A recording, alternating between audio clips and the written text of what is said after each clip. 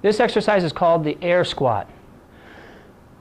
Some of you may not know this, but the squat performed in the gym or out of the gym, the squat, the movement of a squat, is actually one of the best core strength building exercises out there.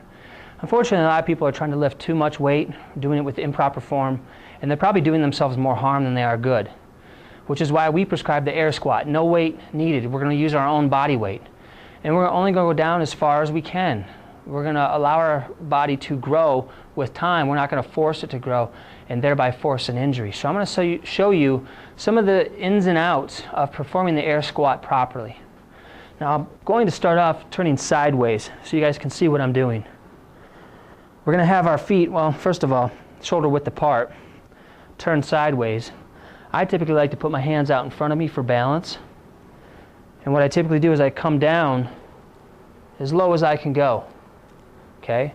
Sometimes lower is better. Sometimes people with bad knees or just weak core strength, weak legs, it's not a good idea to go down that far. If you go down to a point where it hurts, don't go down that far.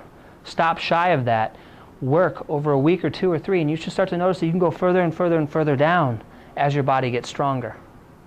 So the thing that I really want you to know here about the air squat, or any squat, is that the weight of your body should be going through the heel of your foot.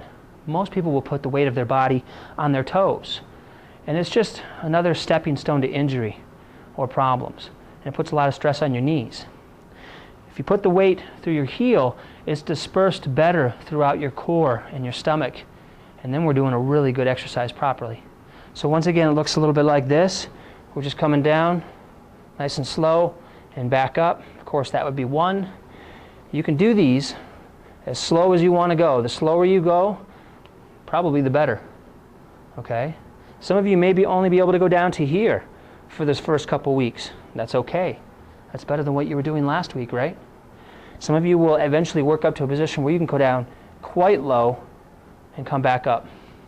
Right? Now I'll show you, there's a more advanced version of this that I love, and that's taking the arms and putting them up over the head, sometimes with a belt or a rope or a rubber band, and holding up over my head and coming down into a squat. And that actually works a little bit more of your core and your belly. All right? So once again, that's the basic air squat.